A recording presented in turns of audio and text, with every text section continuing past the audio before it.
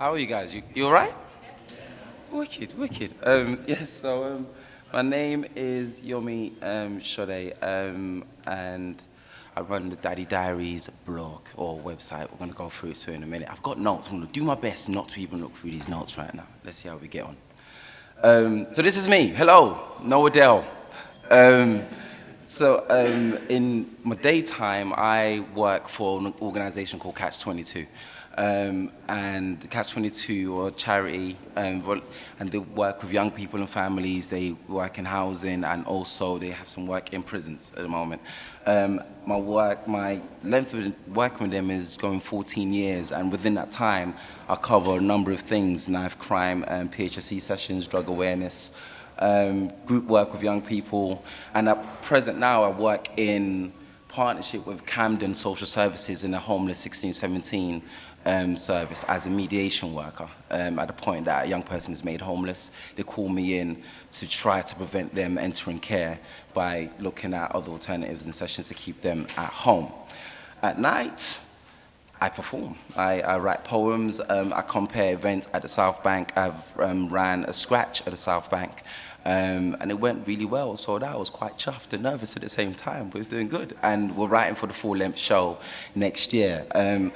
And it's interesting because how my daytime and my nighttime, they feed into each other and feed into my work. But I just thought I'd just give you a bit of a background as to what I do.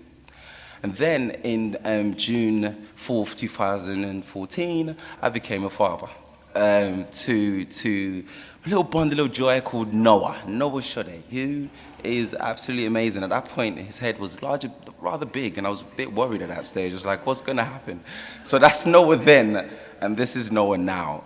So there's two sides to Noah. There's this very innocent picture you see here, and then there's that picture right there, which is quite cheeky, and he just points his face when he just feels the need to. And yes, I'm very much enjoying fatherhood at the moment. So the Daddy Diaries. In December 2011, my friend Cameron Assidy was going to be a father. So in Jan 2012, I reached out to him and I said, please tell me about it. And he said, nobody will be interested. Why do you want to know about how I'm feeling? I said, please just tell me what the process is like in you being a father. I know I hear a lot from mothers, but I don't really hear that much from fathers. So he typed a couple lines and he sent me an email. And then I read this, and it's still online. It's on my main website. And he sent me this, and I posted it on my site. And I said, this is really informative work in terms of how you're really thinking about being a father. Do you mind if I share it online? And he said, what, Facebook? I said, yeah, dude, Facebook. He said, no way, nobody will be interested to know these stories. And I said, let's just give it a try and let's see what happens. So I posted it on my Facebook, and people were interested in Cameron's journey to be a father. And then I reached out to him again and said, do you mind writing more stories or writing more posts? And he said, okay, sure thing.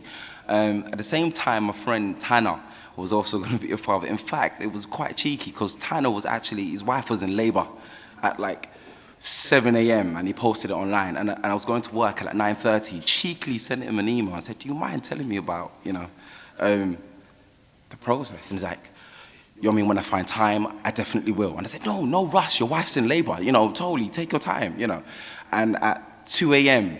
That day, he sent me a breakdown of what happened in terms of how he was going to work. He got the call, stopped, done a U-turn, picked up his first child, and then drove all the way back. And then he noted what happened.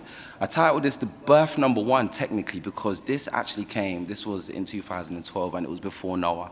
And I felt that it was important to share stories of men being fathers, men exploring their own vulnerabilities.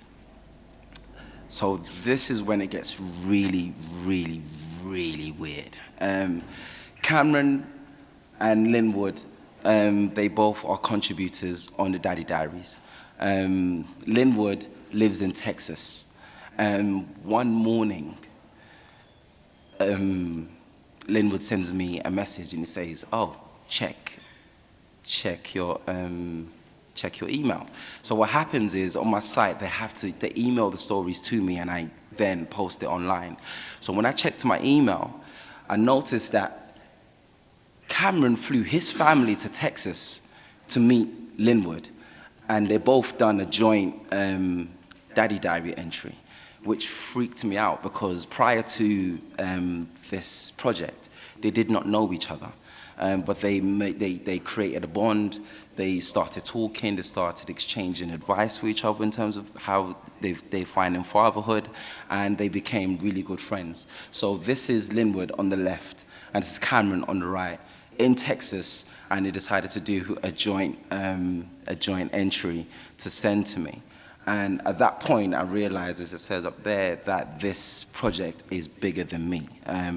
It really is working in a way that men are connecting to talk about their experiences as fathers, and also to seek advice and enjoy fatherhood.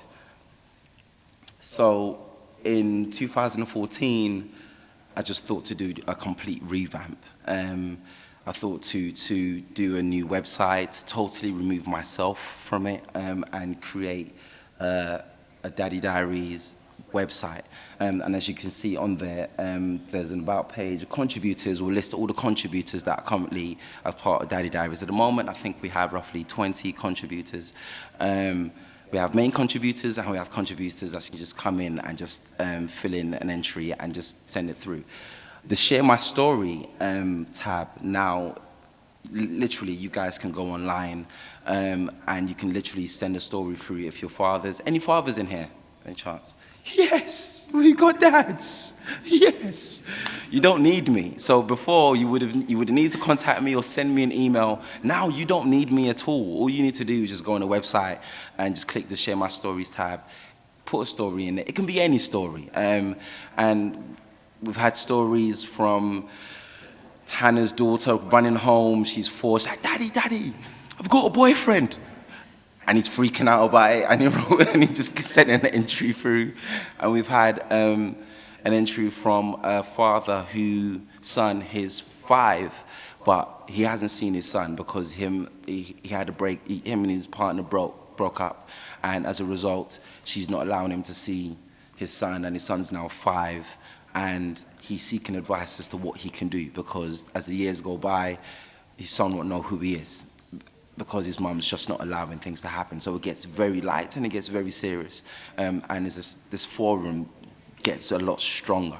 So please visit the website as well. So yes, a completely new site, a completely new look, and I kind of like it. I really am a big fan of this new website. It looks so cool, wicked. So the serious part, why do this?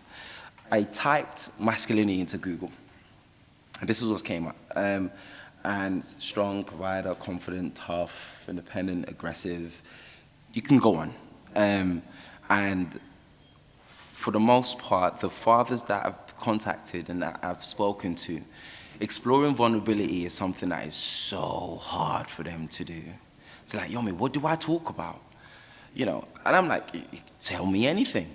And it's interesting how they'll be fathers for, like, say, 5 years, 16 years, but then when it's time to actually talk about how they're feeling, or to actually explain a part of maybe one situation, or just talk about how they are as fathers, they find it very hard to do. And for me personally, I did not grow up with my father. I seeked role models in various things, and I suppose the Daddy Diaries is a step where it's quite full circle. At the point when Noah was on his way, I actually found myself going back into the entries that the other fathers put up and reading through that and trying to seek some advice and seeking guidance as to what steps I need to take to be a good father. And I feel that as a contributor, it's important for me to do that. And Daddy Diaries is definitely not a solution, but again, it's part of the process in terms of people knowing a lot more about how men think. Surprisingly, a lot of the readers are women. And they're like, oh, finally, we know what the men are thinking. I'm just like, why'd you have to say it like that? I have friends, why do you have to say it in such a way? But it's very interesting because I have friends and their partners are like, I've been trying to get him to do a daddy diary entry for the longest time, but he's just not doing it. And just to argue that, there was a point where one father really wanted to do an entry, but he did not want his partner to read it, or his ex to read it, because, again, a bad breakup. And he felt that as much as he really wants to talk about how he feels, he just doesn't know the repercussions of it. On the website, there is a anonymous. You can post anonymously. Also, one thing I didn't mention with the website is that the fathers and the contributors, they have 100% control. So they have their own login system. There's a how-to guide to kind of find their way around the website. If they, so you don't, again, you do not need me. My job with this website is literally to approve. Once the article or once the post has been sent through, each father has a login, each father has a Twitter account that they can link into, or LinkedIn, and it creates a forum. So they have absolute control as to when they want to contribute to the website or not. So yes, for me, there was a very serious part to play in regards to Daddy Diaries. So the future, now the website is live. We need more contributors. We need more fathers. There's fathers in the room. There are flyers on the seats, and I have business cards. Please pick one up. Please send it to a father. If you are a dad, if you're a guardian, if you just have a special someone in your life, please contribute to the page. Daddy Diaries is a men-only website. And the reason being because, again, it's that thing of the men talking, finding a space where they feel comfortable, talking about things that they wouldn't normally talk about in their kind of personal space. And this is the time for them to share that. Increasing reach. Yep, again, you guys are all here. Please help to increase that reach and talking to your friends and families about it, and also spreading it to someone that you also know might be interested in the program. Growing partnerships. I'm not sure the occupation of you guys in here, but at the same time, I'm talking to prisons, I'm talking to referral units within the NHS in terms of antenatal classes. Again, this is a good source to tap into. You can access Daddy Diaries on your phone, on your computer. If you look on the flyer, there's a list of where you can, sit to enjoy this website. Conferences, we're looking to do yearly conferences to bring fathers together, to bring men together, to bring different workshops that they can take part in. Accreditation, there's a lot of writing in here. There's a lot of neat young people and young adults that can really be accredited from the storytelling that they are doing, and it would be good to really attach this to some form of accreditation, because I feel there's a wealth of information in Daddy Diaries. And an annual publication. It would be good to kind of get this into like a book, a really interesting book of facts, because there's stories from fathers, and it would be good to get that published to a certain degree, to have people read experiences in a storytelling ways from fathers. I'm here, so I'm not going nowhere, so you can find me and we can talk more about Daddy Diaries if you wish. Please pick up a flyer, and thank you for your time.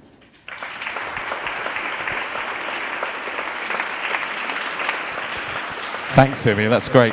Yeah, as Yomi said, actually, as you can probably guess, we don't have a lot of time for questions and answers during any of these talks, but hopefully the panelists will be hanging around afterwards. So if you do have any questions for them, then do feel free to approach them, as long as they feel that they're okay being approached, obviously. Next up, we've got Matthew Miller.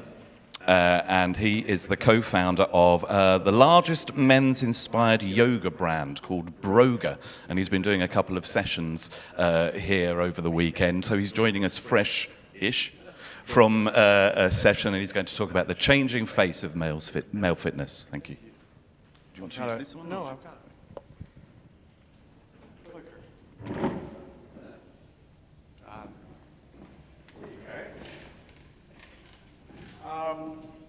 Matt Miller, nice to meet you guys. Thank you for coming. Let's see if this works. It does. There's me. Matt Miller. Okay, so a little bit about me. So American, you can obviously hear that, right? I've been here in the UK for, this is 8 years now, so I'm a Brit. I just got my citizenship like a couple months ago, so you're stuck with me. I used to play American football for my university, a competitive bodybuilder, and so I was a lifeguard in high school at the Laguna Beach, so I've been in sport and fitness my whole life, and now I've sort of, as I get older, started to suddenly become concerned with growing into my body and using it, and have started getting into things like yoga, which, as Alex mentioned, so I own a yoga brand called Broga, which is a fun, growing, started off as a little side project and is now not a side project anymore. So I'm just here to talk to you about what I think has happened in men's fitness and what's happening right now, which is really very cool and interesting. So 1950 to 2000, you don't really think about fitness in sort of like in the time scale of it, but fitness really got started. If you think about it, 50s, you have these images of like Muscle Beach, and people didn't do fitness. There was no fitness. You did a sport, and that was it. We didn't actually occupy ourselves with fitness, right? Men or women, really. And then in the 70s, the Nautilus machine was invented. I don't know if anybody remember those and starting to see those things pop up. But all of a sudden we had these machines pop up. And people started going and doing workouts. And it was, quite a bit of a niche thing to do. And it sort of grew and sort of picked up. And then around sort of the 70s, you start seeing Muscle Beach and this whole bodybuilding phenomenon start. Also quite niche. And fitness, I think, really since 2000, from the 1950 to 2000, is really characterized by, fitness being quite something you do by yourself, and something that you do individual body parts, for men that is, or you did your sport. So you didn't really have sort of fitness in any other way. Women, totally different thing. So think about it. Think about women doing fitness.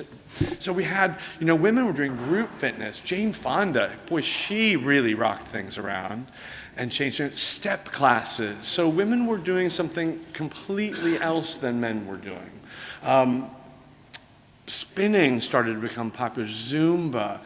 So women in the classroom, men in their sport, or maybe in the gym doing their weights or their Nautilus equipment, and these very sort of like, I'll go in and do a chest day, or I'll go in and do a leg day. But not a lot of activity of men in any kind of group activities. Kind of, it's just really me and what I'm doing. And if I'm going to do something with a group, I'm going to do it as a team sport kind of a thing. So about 2010, I think we start to see a really big shift in what people are doing in fitness.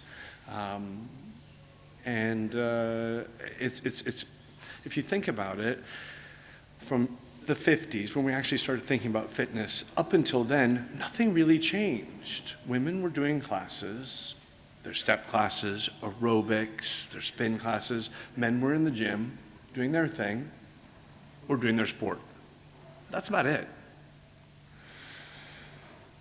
And now all of a sudden, there's a massive paradigm shift in what people are doing.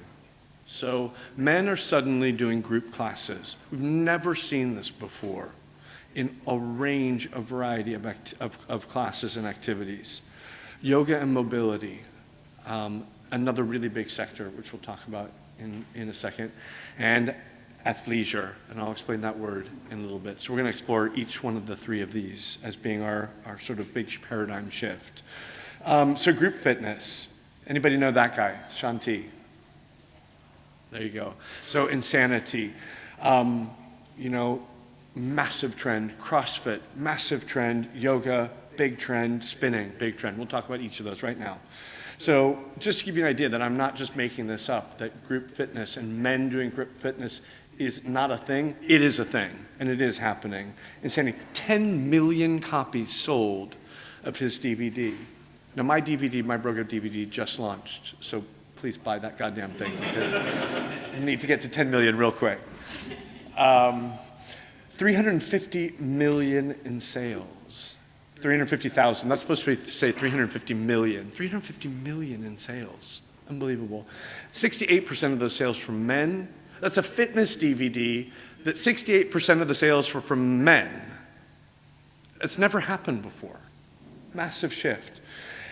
They're also launching the gym. 60% of those group fitness classes for Insanity, men. Men in group fitness classes. This hasn't happened before. So CrossFit. So this is a little diagram of participation by gender of CrossFit. These statistics are for the United States, but I think they carry forward globally. Blue is male, red is female. So you can look at this from, we're looking from 2000 to 2014. And you can see it's pretty just steadily, mostly men and rising in those classes. In terms of actual affiliates, these are CrossFit gyms. So this is all group fitness that people are getting involved in. They're not just going by themselves, they're getting involved as a community with other people. 7 CrossFit gyms in 2005 to 7,000 in 2014. That's a lot of growth. I think I can pretty unequivocally say that the major shift we see in fitness is men moving away from solo individual party part training and joining in and not being afraid of group fitness and making their fitness part of a community endeavor, just like the women had been doing for the last 50 years. Yoga. Class participation by men is rising. We're not talking rising like CrossFit is rising, but we're showing 10% growth in men in classes overall. Again, these are US statistics, but I think they carry over quite well. Sales figures of men's yoga apparel from yoga wear brands such as Lululemon Athletica. So Lululemon Athletica is probably the largest yoga wear brand. They're showing a 15 to 25% rise in men's apparel. So that's a really big deal. They just opened up a men's yoga apparel store on Kings Road. A men's yoga apparel store. Men's yoga wear. Think about it. That's quite niche, right? So obviously the figures are there that people are doing those classes. In the States, the NFL, the National Football League, the NBA, the National Basketball League, and the NBL, the Baseball League, all of those sports teams across all the franchises require players to participate in yoga as part of their training program. And of course, things with professional athletes and what they're engaging in obviously trickles down into the general public. So I think that is a massive indication of what's going to happen in the future. So you can definitely keep seeing yoga as being something that men become more and more involved in. Spinning. So group exercise cycling brands such as, so Spinning is a brand actually, Schwinn owns it. Wattbike, another brand, SoulCycle, which you may have heard about because they just had their public stock offering a few months ago, raised $100 million. They're planning on opening 250 locations from the 35 that they have now. So you can expect to see them in the UK very soon. There's already some great spinning places.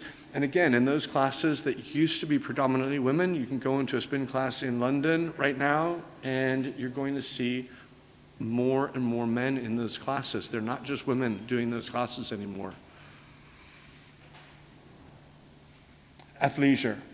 So being athletic, when I say athleisure, this is sort of a new little fitness buzzword, which means more than just athleisure being sort of like what we wear, I think it's a really significant thing because it means that people aren't looking at fitness as something that they do for an hour. They're starting to look at it as a lifestyle. Men are starting to look at fitness as lifestyle.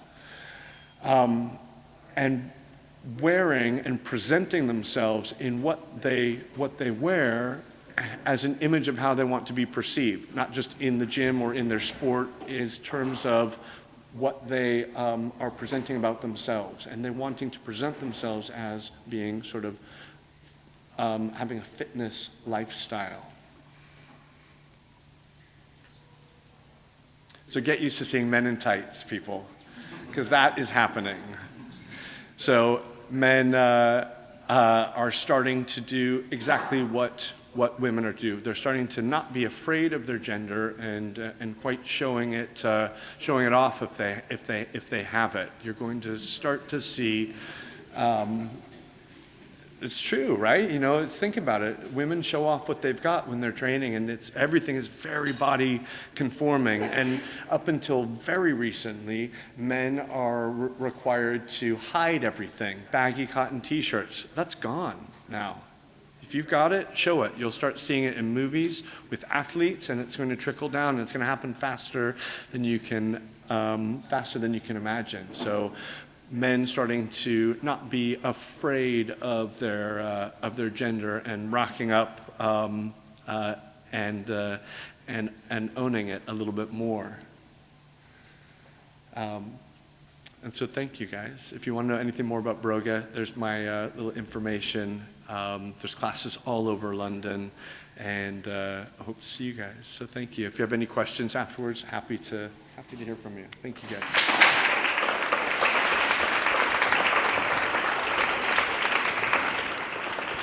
Thanks, Matthew. That's great. I'm falling in that category of people that wear the fitness wear without doing the fitness, which is slightly disturbing for everybody that has to see it, I'm afraid. Next up is Kenny Marella de Cruz. And Kenny is described as the man whisperer and has been called by the Daily Express coach, consultant and guru of all things men. He's launching Men Speak Online, as well as how to run men's groups, which are weekend residential training in the heart of English countryside. And he's going to talk about how to be a more authentic man. Thanks, Kenny. So, is this about right with the mic? Cool. Unfortunately, well, very fortunately, Newsweek contacted me and they wrote this chapter, The Man Whisperer, and it's all about the work that I do with men in men's groups. And I guess the thing that's hurt me the most over the last few days being at the festival is how many men are looking for something, especially with their heads. Looking for how should I be, and who should I be with, and what's wrong, and how do I fix it, and what's going on, and it's all am I. It's am I good enough, am I doing the right thing, am I this, that, and the other. It's handing the power out, it's handing the power over to other people, other men, society, who knows. For me, the most important thing, and I guess the key that's turned my life around and saved me, is coming more from I am, getting to know myself and finding out what type of a man or a person am I. So I needed to let go of everything that I thought a man should be. I didn't find I had a lot of male role models. I didn't have a lot of people around who I wanted to be like, and I wasn't really willing to sell out on myself to be some fraud that I sell to other people that I need to buy, that everyone has to buy, and we can all be frauds together. I needed to find out who I am, and I needed to express that, to own that, and to take that into the happy hunting ground that the world is, and see how life meets me and take it from there. So I guess my thing, in the past I've had a very dramatic life in childhood. I'm an ex-refugee from Uganda. We had death threats, refugee camps, all this shenanigans. I was brought up in a small town in Wales. We were the only coloured people. A lot of people didn't know whether we were Red Indians or cannibals. It could have been anything.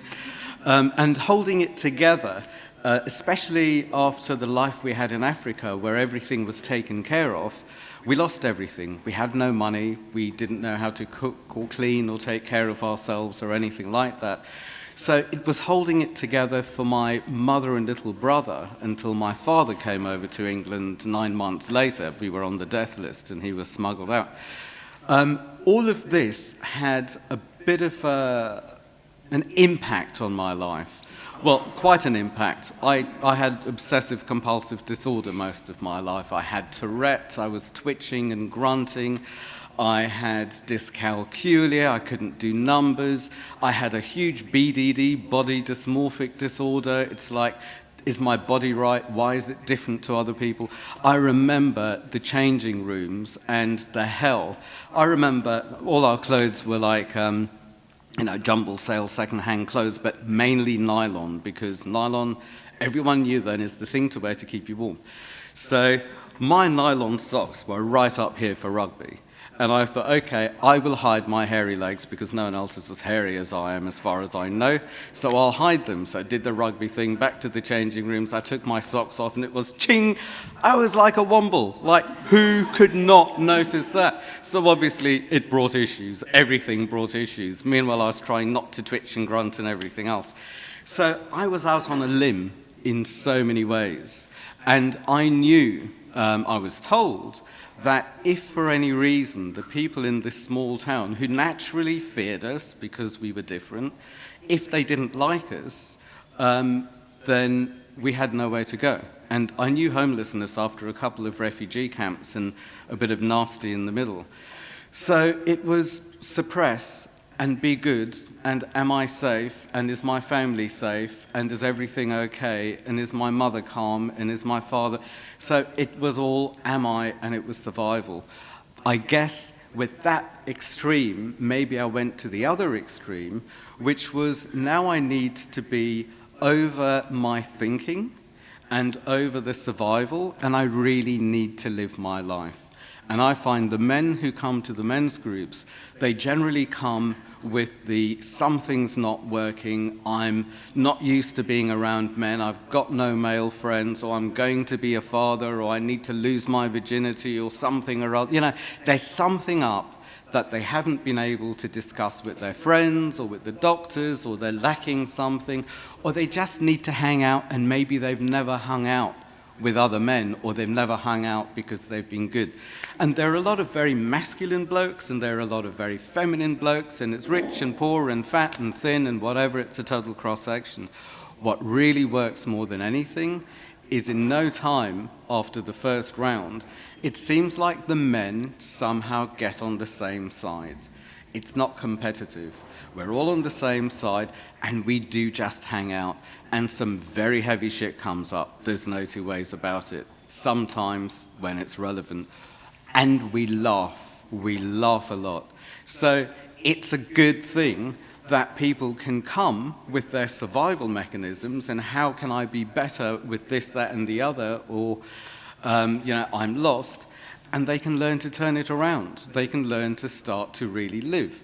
And in a nutshell, the way that I've remembered to do that, and the thing that I pass on, is as soon as I'm lost in my head, trying to figure things out, trying to get things right, and, here's a bit of an offshoot. I hope I remember to come back. There's been a lot of talk about suicide. There's depression and isolation. And when I think and try and work things out in complicated or impossible situations, when I think, I have spent years thinking, I get to one conclusion. I always get to the one bottom line. And that bottom line is the only way I'm going to sort this out is to remove myself from the situation. So I know that if I carry on thinking, the best I can do to control everyone and everything is to commit suicide, then I'm out and it's done. The other option is to stop thinking and to somehow accept and take part. So in a nutshell, what I've remembered to do is when I find myself lost in space or lost in my headspace, that's when I don't even think to the end of the sentence. In that moment, I notice, I take a deep breath in, and as I breathe in, I get present. And as I breathe out, I take part. Now, as I breathe in, I also think, thank you for reminding me who I used to be. And that's putting it in the past. That's used to be. So I breathe in with thank you for reminding me who I used to be. I breathe out, and it's in the past, and there's space for something different to happen. And so many different things have happened. My life has been absolutely amazing. No thanks to me. And it's all thanks for me stepping aside, allowing life to meet me, and responding from my present connected moment, rather than reacting in the way that I've survived to perpetuate the survival, chasing my tail, not feeling great. And with all I got addicted to adrenaline, big time, the survival thing, the buzz thing, with all the fear and all the, whatever. It's addictive.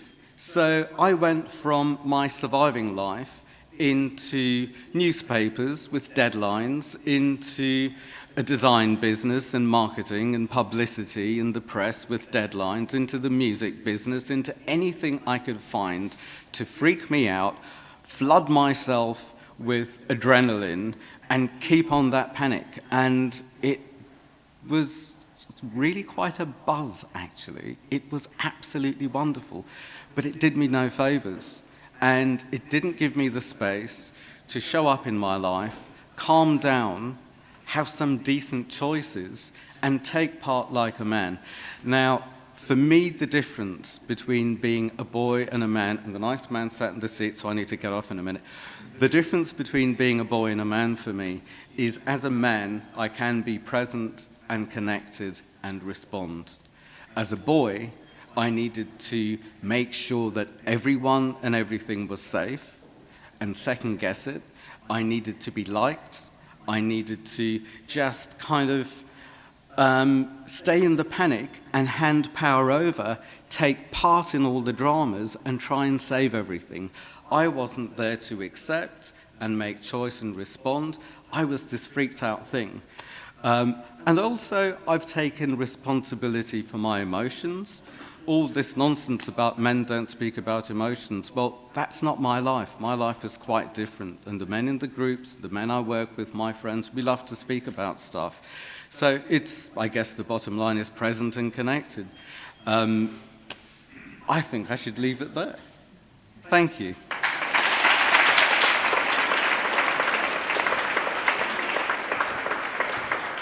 Thanks, Kenny. That's great. Yeah, that importance of just taking some time to even just breathe in and just have a little bit of space is fantastic. Yeah. Next up is Nathan Robertson. Nathan is the co-founder of a band of brothers which uses Rites of Passage programs to develop and train community mentors for young men involved in the criminal justice system. And the organisation has grown from a local grassroots organisation based in Brighton, which is now scaling to operate on a national scale. And Nathan is going to talk to us about how those Rites of Passage can create safer, stronger communities which benefit us all. Thanks.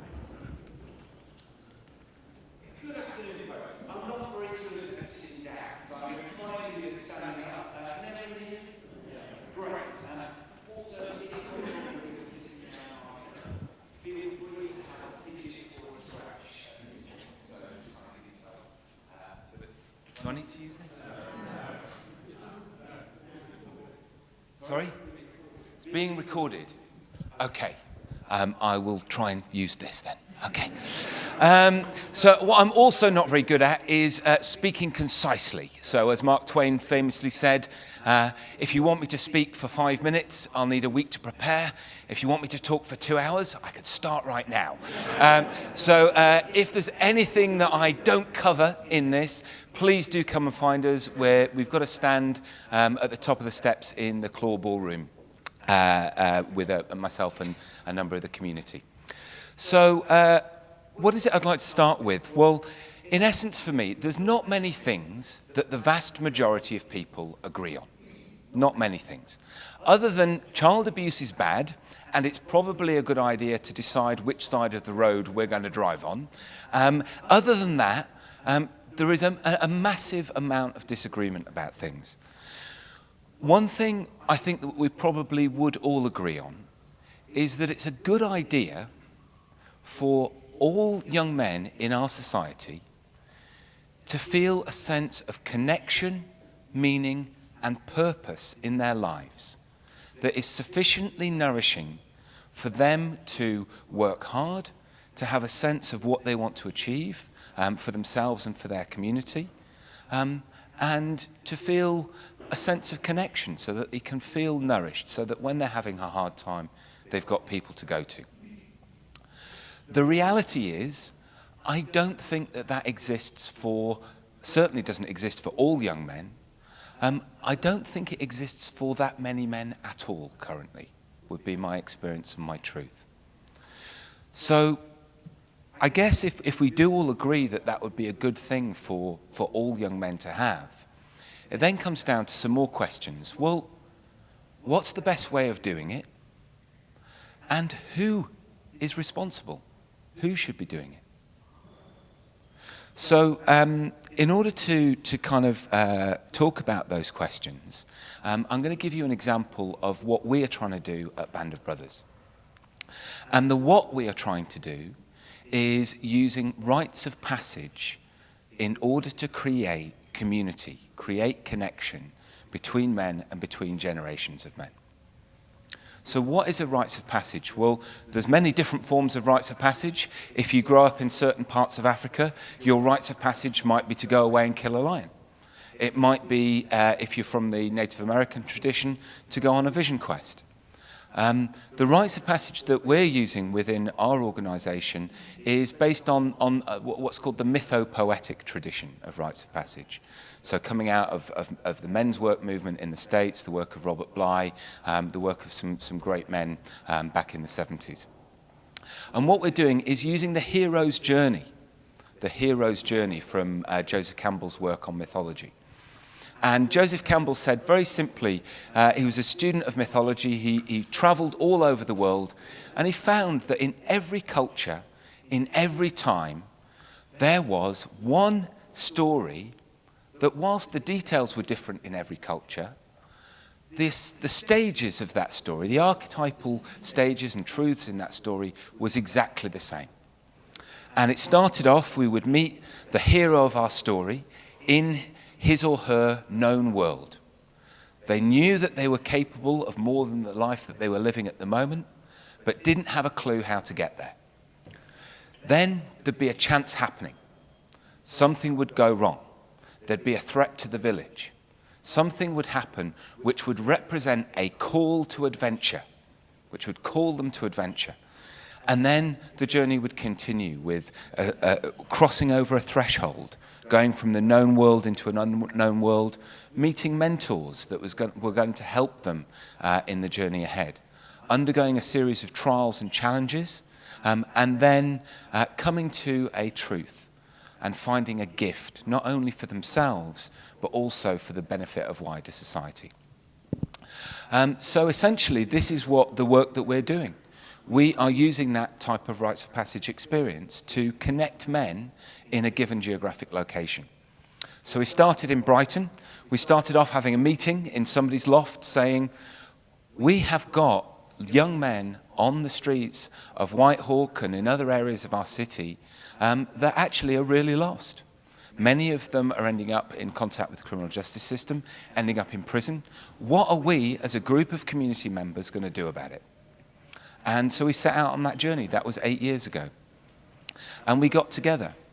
And we collectively looked at who do we need to be as men. Now, a bit about my background. I got into men's work because I read a book. The book was by Robert Bly, called Iron John. And in that book, Bly describes what an overmothered, underfathered boy looks like by the time he reaches chronological maturity, and lists all of the adolescent pathologies that are still kicking around his psyche. And I read that list, and I ticked every single one. And I just wept. I just realized that actually that was where I was at. And so I went out and sought a rites of passage experience for myself, recognizing that actually it was something that I needed to do. And the Rites of Passage experience bonds men from a community together. If you do come and see us on the stand, you'll see a big photograph that's spread out on the table. We have got the most diverse group of men imaginable. I was going through the list with somebody that came to the stand the other day. I was like, yeah, so that bloke's a plumber from Crawley. We've got a therapist from Brighton. That guy is a painter and decorator. That guy's an actor in Coronation Street. That guy's the head of BA Operations Centre in Gatwick Airport. That guy's a customs officer. That guy's a police officer. And that is what we've pulled together. Men from all different walks of life, all different backgrounds. And it's not easy. Because as men, many of us, I believe, have an inherent suspicion and mistrust of each other. That unless we have some bonding experience, something that we go through that will allow us to explore what it's going to take to trust others. What part of me do I need to heal that fears other men? So that's the work that we do. We create these communities. And then we reach out to young men. We reach out to young men who've been in prison. We get referrals from the probation service, and then we have to persuade them to come away to the woods with us and do a weekend. Which, let me tell you, takes some doing. Because if I thought I had trust issues, it ain't nothing compared to some of the young men that we're working with. On the most recent program in London, and Seb in the audience was one of the engagement team, we had people hitting the streets, going out trying to engage these young men on the estates in Northumberland Park up in North London, and we had one young man that we tried to reach 3 times over 2 days, and finally, when Ken went and knocked on his door at 10 o'clock, he said, "I looked down from my bedroom window." And I realised that actually, I'd been in the other 2 times that he'd come round, but I thought, do you know what, if he's going to turn up at 10 o'clock, I'll give him a few minutes of my time. And that's how we got him on the programme, because that's what we're trying to fight through. So we are about creating that community of older men that is going to reach out a hand to those young men, to give them a sense of purpose. Because without it, what's the cost to us as a society? What's the cost? We've got young Muslim men off fighting in Syria. We've got young black men in gangs. We've got young white men doing their version of disaffection. It is not working. The response to it is fragmented. It's about, well, we've got people going off to fight in Syria. Well, let's quickly make some funding available for anti-extremism programs. We need some anti-gangs programs. We need some working class young white people attainment programs. No. We as communities, I believe, need to come together and create that lifeline, that idea of what it's like to move through the stages and what it's like to feel connected. And I'm just going to leave you with a few words about the joy for me that comes from being in service. And it's a quote from Man and Superman by George Bernard Shaw. "This is the true joy in life, the being used for a purpose recognized by yourself as a mighty one. The being a force of nature, instead of a feverish, selfish little clod of ailments and grievances complaining that the world will not devote itself to making you happy. I am of the opinion that my life belongs to the whole community, and as long as I live, it is my privilege to do for it what I can. I want to be thoroughly used up when I die. For the harder I work, the more I live. I rejoice in life for its own sake. Life is no brief candle to me. It's a sort of splendid torch which I have got hold of for the moment, and I want to make it burn as brightly as possible before handing it on to future generations." Thank you.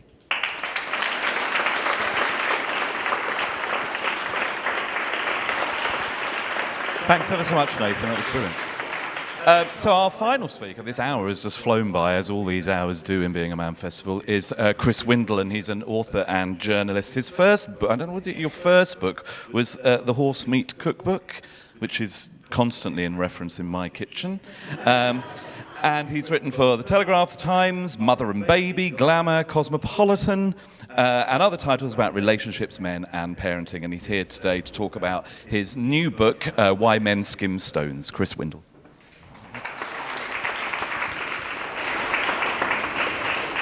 I will sit down because I have 3 children. So this is a break for me. If I fall asleep, just wake me up. I'm also using notes, unlike everyone else, because I can't talk for 10 minutes without notes. I saw how that went for Ed Miliband. And when I say notes, what I mean is I've written down word for word exactly what I'm going to say. It's great to be here at such an esteemed event. Obviously talking about lots of vital questions, especially since I've written a silly book asking important questions such as why do men ignore instruction manuals and why can you sometimes find them winging as high as they can up a wall. It's available in some good bookshops and great literary emporia such as Urban Outfitters. If you've got an uncle you never know what to buy for Christmas, then this is the answer, or it could be the answer. So the book attempts to shed light on why men do the things they do, or where I can't find a good reason, sort of simply laughs at them, because I think it's always good to sort of admit our own flaws and have a good laugh at them. And I learned a lot of interesting things on the way, although I should say that there wasn't any scientific or academically rigorous research that went into it whatsoever. So if you do come up to me and ask me a question based around gender and the importance of, or the differences between men and women, just bear in mind that I wrote most of it based on me and a tiny group of my friends. And although I think generalization is a very bad way to approach life, I simply applied that to the entirety of mankind. So what have I learnt? I've learnt that men, even men living in rich Western societies such as me, have more in their minds than you might think. I, for example, spend a lot of time worrying about the whereabouts of the keys that aren't in the designated key bowl in my kitchen. I also worry a lot about how much I'm sweating, which right now is probably quite a lot, so if you approach me afterwards, then apologies for that. I also worry a lot about why my right armpit sweats more intensely than my left armpit. Does that mean I have some kind of weird disease? I've learnt men are like gas. They always spread to fill the space available, especially in bed and on public transport. If you share a bed with a man and have more than a 2-inch slither of mattress to work with by morning, he's either a very still sleeper or he's passed away in the night. I've learnt that men have a habit of questioning expert advice. The moment British Gas condemns a man's boiler as unsafe, he will immediately dispute this based on the fact he isn't dead. The expert men ignore the most in their probably short lifetimes is the doctor, who spends their relationship lecturing him on the merits of fruit and vegetables and the dangers of overindulging in red meat and alcohol, especially since the only exercise he gets involves walking to the shop to stock up on pork scratchings. I've learned that men never make mistakes, which you can probably all agree with, apart from the women in the audience. If you didn't want me to drill through the shaver socket wiring, why did you ask for a mirror in the bathroom? The place where a man makes the least mistakes is in the car. He's always on the right side of a road rage incident and only struggles to get into a space because everybody else has parked so badly. I've learned a man always believes he knows better than sat-nav. Even though humanity has gone to a lot of trouble, spent a lot of money, and utilised the brilliance of some of the planet's best scientists to put satellites into orbit that are only capable of guiding an overpacked car to a holiday cottage in Cornwall. Speaking of which, I've learnt that a man is pretty certain his only job when preparing a family of 5 to go on a 3-week holiday is to pack the car. I've learned that lots of men fantasize about a zombie apocalypse, and I'm particularly enjoying that. Right now, I'm just trying to work out how I'd get out if an invasion hit right now, and I think we're all doomed. But I think men think about this because it would give them an opportunity to live on their survivalist wits, which are obviously infallible, rather than spending their days mining data and putting together PowerPoint presentations about learnings and consumer insights.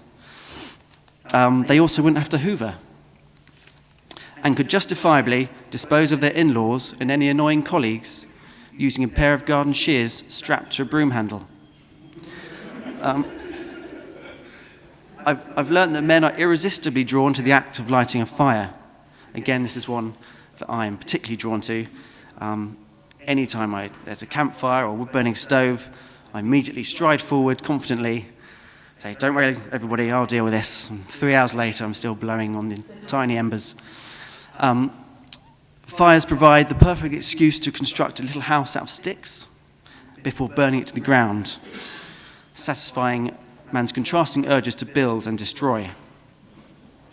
I've learned if you leave a man in a wood with a knife, it will take him precisely 34 seconds to find a stick and absent-mindedly begin sharpening it.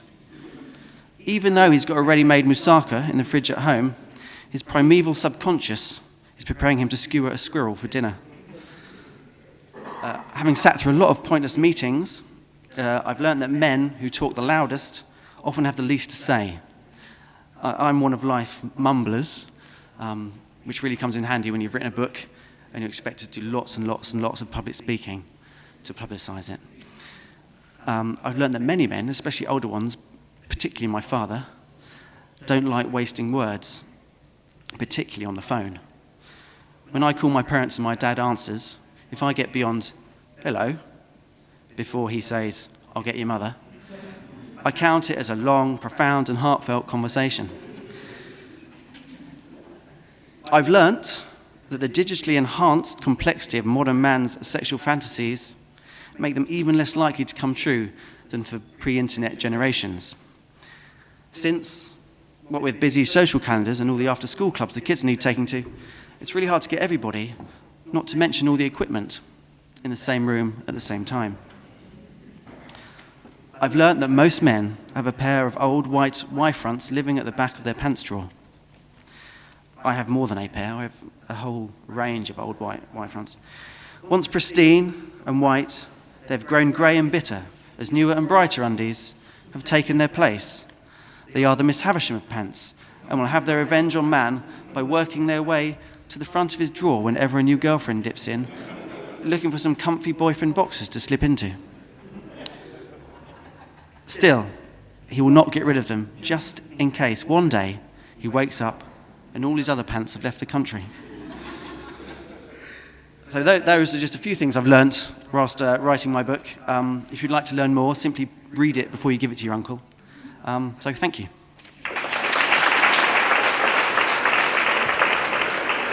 Thanks, Chris. That's brilliant.